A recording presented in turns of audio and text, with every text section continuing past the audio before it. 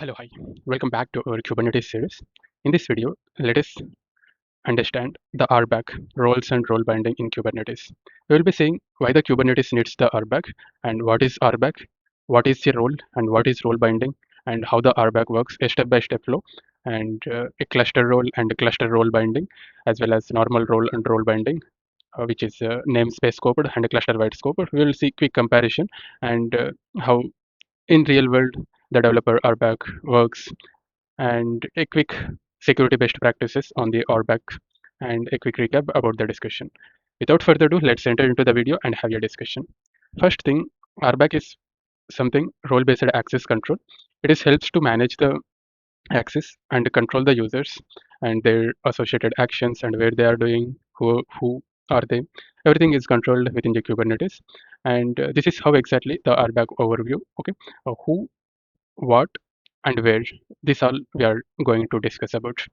Who in the sense, who is the user or service account. What in the sense, what they are doing, whether they are deleting, getting the list, viewing the logs, or performing some action, and where they are doing in the node, in the pod, in any other services, what exactly it was. Okay, let's understand that. But without understanding a problem, we cannot move further. Why? Because we need to understand the problem and need to see how the rollback brings a solution for this. Now let us see why the Kubernetes needs the RBAC. First thing was multiple teams obviously share one single cluster. In that there might be a developer team, tester team, CI/CD pipelines, and operations team all work in the same Kubernetes cluster simultaneously. Here, without RBAC, anyone can access anything. Obviously, they are having a admin access, full access. Any developer could delete your production databases and modifies the namespace and reads all secrets from the cluster, right? Here, different teams needs a different permissions. Dev team obviously read the logs, and the operations team need to just restart the pods, and CI/CD team need to just manage the deployments. But no one needs the admin access. Here, accidents and attacks both require access. So a bug in CI/CD job or any compromiser token can obviously delete your critical resources if the access isn't restricted or managed properly. RBAC will enforces their least privileges. So each and every user and service will get only the minimum permissions they need to do their associated job and nothing more than that. And here, the real risk was without RBAC, a compromised developer token with admin access can gain a full cluster access, and the RBAC is the one who is going to limit the blast radius and breach also. So this is how exactly the without RBAC looks like. The permissions for dev, CI/CD, bug, intents, everyone they can manage everything. But with RBAC, there will be a list of privileges. Dev team only get list the pods only, and CI/CD team create deployments only. Operations team just restart and view the logs, and admin will have your full access. This is the proper RBAC. Now let us understand the definition for RBAC. As I said, RBAC, the full form was role-based access control. So it is a security mechanism that controls who can perform which actions on what Kubernetes resources. So these are your permissions which are assigned to the roles, not users directly. So you are going to create a role with your associated permissions.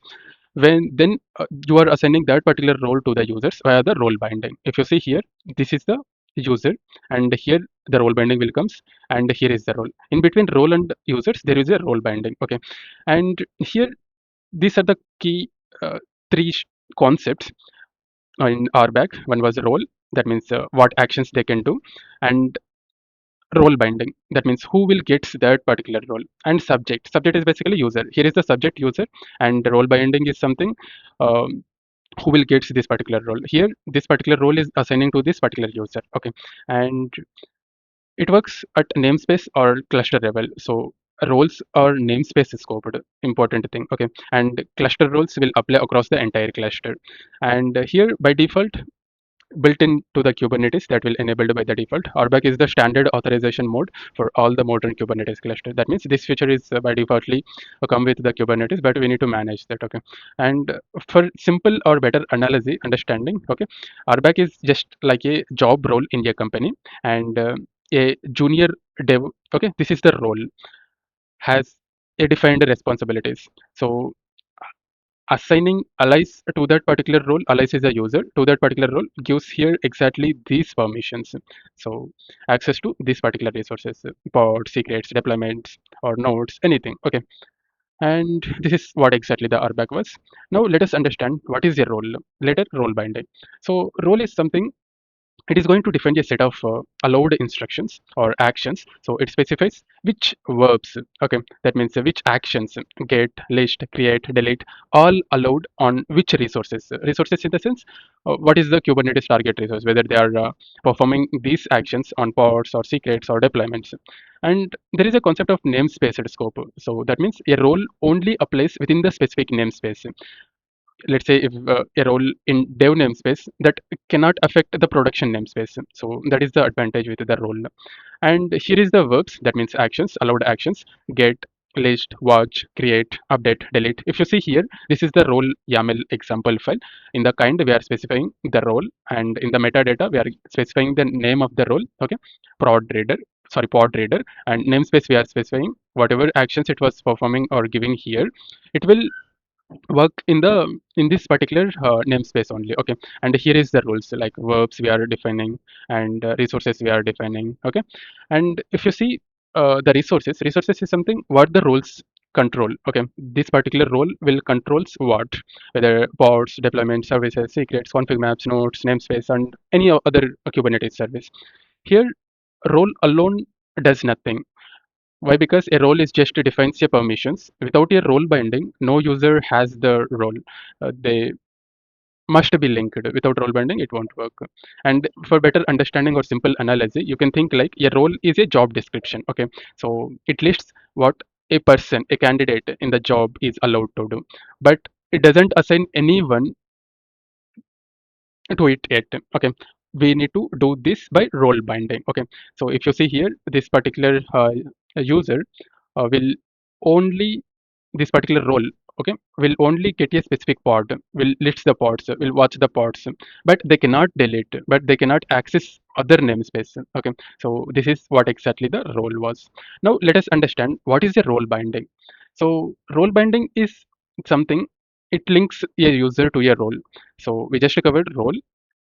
Linking a user to that particular role is role binding. So it's a bridge that says so and so user will get a pod reader role in the dev namespace. If you see here, this is the user and this is the namespace, and this is the, what we can say, uh, what they can be done. Okay, pod reader, which role, which user their role, I mean that need to refer with. Okay, and this is the user and this is the role. Okay, pod reader should be this particular role. Now it was assigned to that particular alias user pod reader role. Okay, and subject is something who receives that particular permissions. So it can be a user, a human user, or a group. Okay, or a service account like application or any bot. Okay, and it references an external role by name. So the role binding just points the role.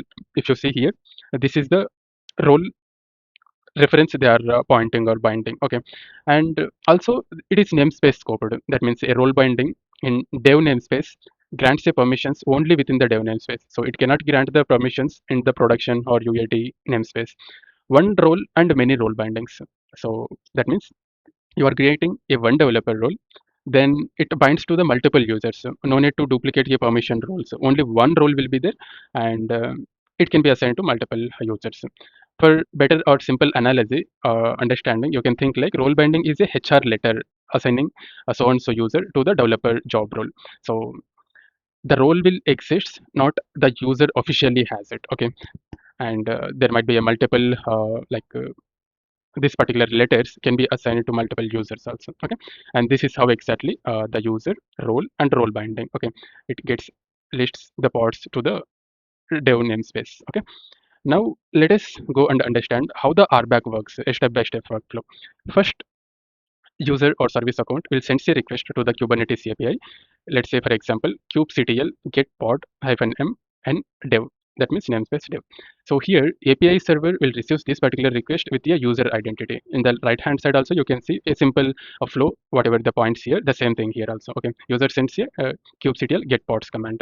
Then it authenticate That means it will Kubernetes API server will verifies who is this requested. Okay, and it verifies the token through the token a certificate OIDC and confirms the user is so and so alias user. Okay, once it confirmed authenticated, then it finds a role binding for alias in dev namespace. So Kubernetes will looks for the role binding that refers alias as a subject within the dev namespace. Okay, if role binding was found, then it checks the role permissions, whether the user has a get permissions. Okay, once it was found that permission was found, it allowed to perform that particular action. If it was not found, it simply denies. If it allows, then 200k okay response, and if it denies, 403 forbidden error. Okay, so this is how exactly end-to-end Kubernetes RBAC works. Now let us understand cluster role and cluster role binding. So here, whatever we just seen, those are role and role binding. Those are namespace level. Okay, so namespace scoped we can say. These are the permissions which only apply within that particular specific namespace. A role in dev namespace cannot access a production namespace, and it is ideal for teams or environment isolation. Okay, and here you can see like there is a kind okay a role and namespace also we are specifying only dev. Okay, so it uses for the team namespaces and isolate. Let's say if you wanted to isolate dev prod and UAT testing like that. Okay, and it is not common for develop sorry it is most common for developers teams. Okay, and coming to the cluster role and cluster role binding, so it includes all namespaces. It works in cluster wide scope. So the permissions apply across all the namespaces or a cluster level resources like nodes, namespaces, persistent volumes. These are cluster wide resources. So it is used for admins and global operations. Okay, if you see here kind we are specifying cluster role, and there is no concept of namespace here. Why? Because it defaultly applying in the cluster wide. So especially used for cluster administration activities and node and persistent volume management. And here is a quick reference where a role is something permission in one particular namespace, and role binding is something assigning a user in one particular namespace. If you see the cluster role, it is a permissions entire cluster wide, and cluster role binding is something assigning a cluster role globally, not in any namespace level. Now let us quickly understand developer RBAC in action, like how exactly developer role-based access control works with a real-time example. Let's take a scenario. Let's say user alias is that it is a backend developer who needs access to the API namespace to debug some and monitor so and so his corresponding application. Here, role was created. So dev role, it allows a get, list, and watch the pods or logs and deployments. And once role was created, there is a in backend there is a role binding was created. So and so user alias dev binding that will links the alias to the dev role in the API namespace only. Then that particular alias user can view the pods and checks the logs and see the deployments. Everything needed to be debugged, and it is very much fast and effective, especially for the developers. And here, one key important thing was alias cannot delete the pod. Why? Because in the permissions or in the role, there is no concept of delete permissions was allowed, and they cannot access the secrets, and they cannot even touch the other namespaces. So as a result, that particular user can do their job effectively, and this is how exactly or what exactly they can perform. They can get the pods, they can view the logs, and they can get the deployments, but they cannot delete, and they cannot get to the secrets, or they cannot get any other information from another namespace. So this is a quick example, and let us see some best practices with the RBAC. First thing was, it always has a least privileges. Always make sure to maintain the least privileges. That means grant only the permissions that are required to do that user associated or service associated jobs. So, and also bind groups, not the users. That means bind the role bindings to the respective groups instead of individual users. So you can remove the users from the groups. Easier to maintain at scale whenever you are managing it. And audit RBAC regularly. That means run kubectl auth can I and -fn list. Basically, this will list all the permissions. We can review it and remove the stale role bindings for any departed employees or any non-present users. And another best practice was avoid the wildcard permissions, especially verbs star. Okay, giving star means every action they can and resource every in each and every resource they can perform this particular action. And using the service account for applications, that means never use any user credentials for applications. Create a dedicated service accounts for each and every workload with minimal permissions. That is one of the best practice. And also, last thing was prefer role over the cluster role. That means cluster role will works in each and every namespace, but a role works in only that particular namespace. If something goes wrong, the blast radius will be very less, and it only till that namespace, not in the cluster world. And a quick recap about the discussion. What we just discussed was about role and role binding and cluster role and cluster role binding. Okay, RBAC is something who can do what, and there should be a proper role defined for permissions, and role binding is assigned to the role. Cluster role is something a global role. They can manage or have your permissions in entire cluster, right? Not in a single namespace. And always the best practice was maintaining a list of privileges and providing the permissions what actually they need to perform their job. And that's it for this particular video. And we'll be seeing about the service accounts in the upcoming video. And stay tuned for more videos. Thanks for watching and all the best for your learning.